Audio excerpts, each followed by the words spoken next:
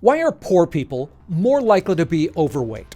You think it'd be the opposite, that people who have a harder time making ends meet would have to cut down on food as well. It was the case throughout most of history, and for many parts of the world it still is, but not in America or other wealthy countries.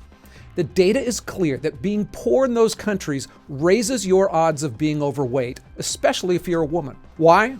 Search online and you'll hear two things. Healthy food costs too much, and poor neighborhoods are fast food wastelands.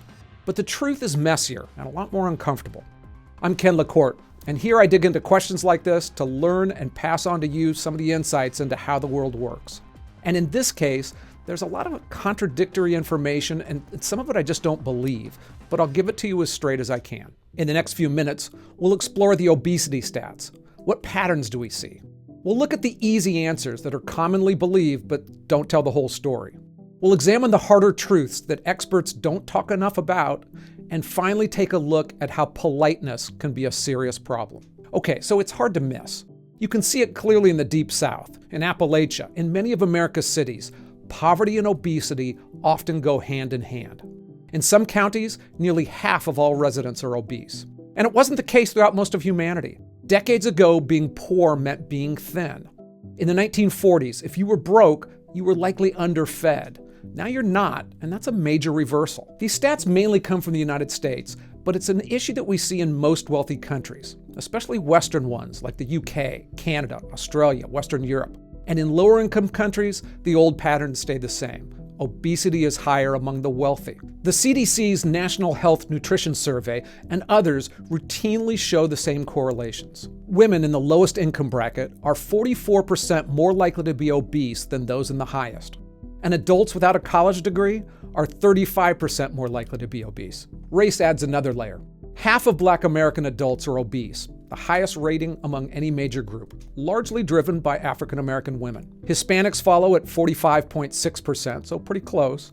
Whites at 41.4%, with Asian Americans far behind.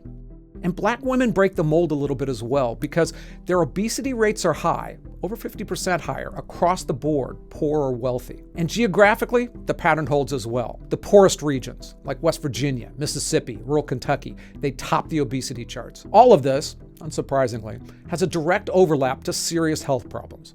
Being overweight leads directly to high blood pressure, heart disease, adult onset diabetes, and lower life expectancy. Outside of smoking and drug or alcohol abuse, being overweight is one of the deadliest things that you can do to yourself. And when you ask why America's poor are more overweight, a few answers come up time and time again. Healthy food costs too much. There's a lack of grocery stores. They can't afford gyms. These explanations are familiar, and they're mostly wrong.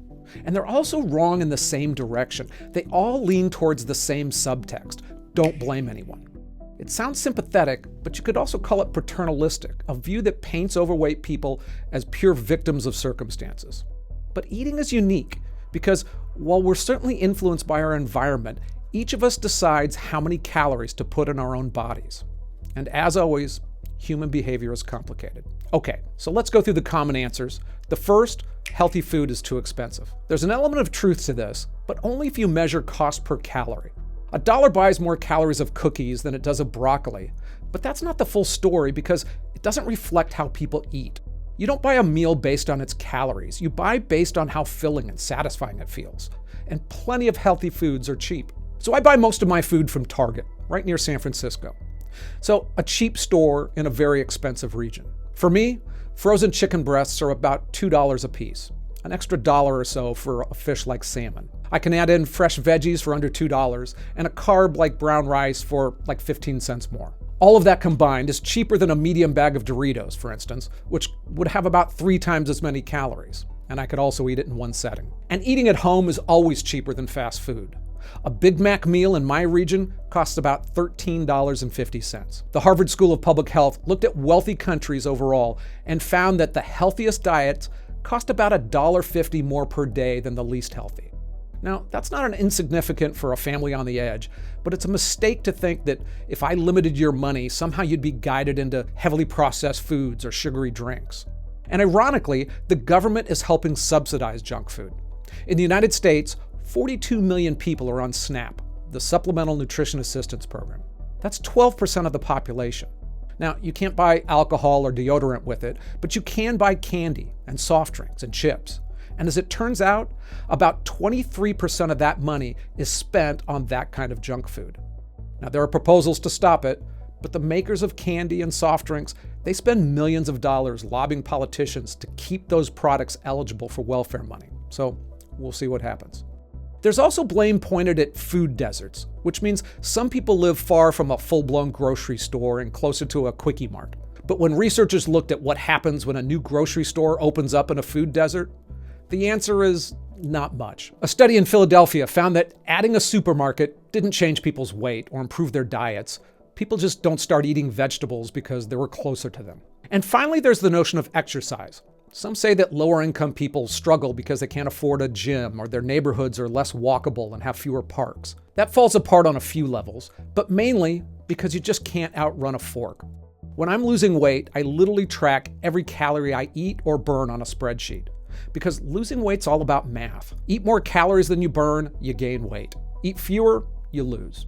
And in the final analysis, how much you eat is always the overwhelming factor. And the math isn't even close. A cheeseburger takes only a few minutes to eat, but about an hour to burn off by jogging continuously or cycling hard. Exercise is good for you, but the calories you consume determines your weight. Hey, now it's a good time to tell you that if I make any substantive mistakes in this video, I'll correct them below in the description box, and you can also find all my source notes. Okay, so let's look at some of the harder truths. But before I do, I want to be really clear that while poverty increases the odds of obesity, most obese Americans aren't poor. In other words, being overweight is so widespread that only about 20% of obese adults are actually considered poor. It's just that the poorer you are, the higher the odds. So I don't want to make it look like I'm pointing fingers at one small group. I'm not. I just find the turnaround fascinating. Another thing that's affecting us all is that in wealthier countries, food is getting cheaper when compared to income. Now, we've had some increases in the last few years, but looking at the United States, in 1947, people spent 23% of their income on store-bought food. That's fallen to just 7% in 2023. And finally, another macro point that affects us all is processed food that's both convenient and it tastes great. Now, processed can mean a whole lot of things, but the flip side of packaged snacks, frozen pizza, and chicken nuggets is that they pack in a lot of calories. Some people use the word addictive. To me, that's just a bridge too far. But still, why would that impact some groups more than others?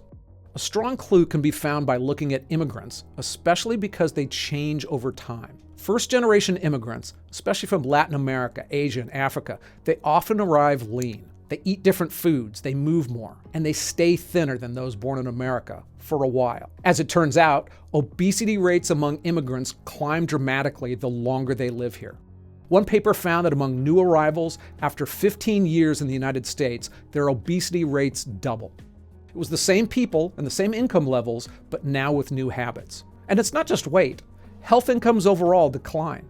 Poor Latino immigrants entering the United States actually live longer than most Americans. But as they adopt the American diet and lifestyle, that edge disappears. Scientists call it the Latino paradox, and I did a whole video on it. Because researching these topics, I discovered so often that culture is a massive driver of behavior. We try to isolate individual causes, but it's rarely one or two individual factors. It's an interwoven fabric of how people live, how their parents lived. And it's impossible not to notice that in many communities, especially down south and some minority communities, being overweight is normal. It's often preferred. My son moved from California to Tennessee, and he clearly noticed the cultural differences. Calorically dense food, bigger portions, and more than once he was told he needed to put more meat on his bones. African American men prefer larger backsides than any other ethnic group. It was another one that I did a whole video on, and something that there was weirdly a lot of studies proving it. It's not a myth. And studies also showed that Black women are also twice as likely as white women to be accepting of their own bodies when they're heavy. So clearly in some communities, being thick isn't a liability, it's a compliment. And that matters. If your neighborhood, your family, and your culture, they don't see obesity as a problem, there's little internal pressure to change. And when everyone around you looks the same, you stop seeing the size as unusual. Now, I've often weighed more than I should have, and my natural eating state is to be chubby because I just like eating food. And if my friends and family and neighbors were all 30% overweight, that could certainly influence me more than a yearly conversation with a doctor or just intellectually knowing that it's dangerous. Again, food is fun, and it can also be a gesture of love. When you have less money for vacations and concerts or family outings, food can be an affordable way to create joy. One sociologist found a low-income single mother who would splurge on $10 Starbucks and Frappuccinos, takeout pizza for herself and her daughter. The mom even delayed paying bills to do this because she saw providing those treats as a way to show love. Another mom called it her proof of motherhood. If your day is filled with saying no to other fun things, food can be an easy yes. And that leads me to another factor that doesn't neatly fit in with the cultural answers: stress. A lot of people, including me, eat more when they're stressed out. Scientists say chronic stress can also change your metabolism as well, and studies consistently show that people living paycheck to paycheck have overall higher levels of stress. So it can definitely be a pattern and a problem. And for those wanting to lose weight, if you eat more when you're stressed and stress more when you're overweight, that's a vicious cycle. Hey, on a side note, I want to recommend a YouTube channel you might find interesting. I'm a big believer that most of you aren't the typical YouTube users. The most popular videos around, especially anything close to this space, they're so often about dunking on the other guys to make people feel better. But this is a place to gain understanding about how people work, which is why I think you should check out a guy named Peter Santonello. Now, this isn't a paid thing, and I don't even know the guy, but the essence of what he does is similar to what we do here. He takes a camera and he has conversations with diverse people who tell us about how they live. He talks to people in Appalachia or the Chicano part of East LA. He spent time with Hasidic Jews at their Sabbath dinners and also with gang members in inner cities. And he listens more than he talks. Anyhow, he helped inspire me to create this channel, and you might find something worthwhile there as well. There's a link below. Okay, back to obesity and the problem of politeness. It's a problem when society can be too worried about body shaming or making people feel bad. It allowed fat activists to grow well beyond body positivity into a movement, often with deadly advice, that became mainstream enough to influence media, medicine, and education. We saw obese people in sports magazines, or people being told this is healthy when it clearly wasn't. We're told that they're strong, they're fit. Even doctors are avoiding the word obese to not offend patients. And medical schools, they're bending science to find metabolically healthy obesity. A 2018 study found that only 40% of UK doctors would bring up the topic of weight loss with obese patients. That's medical malpractice. I mean, it certainly protects feelings, but it doesn't protect bodies or help people live longer. Contrast that to smoking. How did we dramatically cut cigarette use? Society didn't tell smokers they were victims of their environment. It told them they were going to die.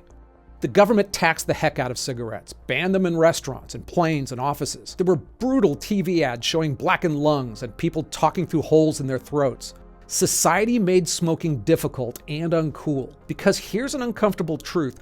Part of what helped beat smoking was shame. Not cruelty, but cultural disapproval. We made it clear that lighting up around other people was selfish and dangerous to everyone. That stigma helped people quit. But with obesity, we do the opposite. We bend over backwards not to hurt anyone's feelings. And public health messaging is soft, polite, and often vague. They're simply too afraid to say that obesity is harming people and it's shortening their lives. So, why are poor people more likely to be overweight? It likely has a lot more to do with culture than money, although a lot of other factors like stress and environment certainly play a role too. Like almost all of the topics I research here, there's no simple, easy answer, because the strands of behavior are interwoven into our lives. They're beliefs, behaviors, and values that are passed down from generation to generation, and they're not easily changed. So I touched on a video I produced about the fat acceptance movement, and it kind of pissed me off. I mean, not really at the activists, many of whom were simply destructive and delusional, but at the academics and the media and the medical establishment that quite literally killed people with kindness. It was a bit mind-boggling of how serious people kind of lost their minds. You may want to check it out. Hey, thanks for watching. I hope you come back again.